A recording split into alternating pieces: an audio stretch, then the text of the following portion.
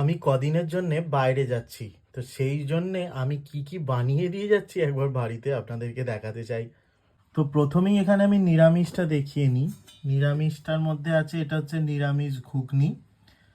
আর আছে হচ্ছে, এটা পুরোটাই মুড়ি খাওয়ার জন্য নিরামিষ ঘুগনি। আর এটা হয়তো অনেকেরই ফেভারিট। এটা হচ্ছে, আমরা এটাকে ছোলা টোপা বলি, আপনারা কি বলেন জানি না। এটা ছোলা সেদ্ধ করে আর শুকনো লঙ্কা জিরে ফোড়ন দিয়ে ভাজা।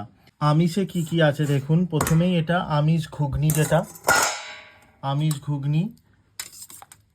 একটু মটরটা গলে গেছে, কারণ মায়ের মামার দুজনকারই দাঁতে সমস্যা। গলে গেছে নয়, গলিয়েছি বলতে পারেন।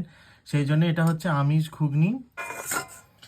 এরপরে রয়েছে, এটা হচ্ছে মাছের কালিয়া, একদম পেঁয়াজ রসুন দিয়ে গড়গড়া করে একটু মাছের কালিয়া। মানে এখানে পেঁয়াজটা কিন্তু দেখতে পাওয়া যাচ্ছে, দেখুন একদম পেঁয়াজ কিন্তু গলেনি, একটু মুখে লাগার মতন করে এটা করা হয়।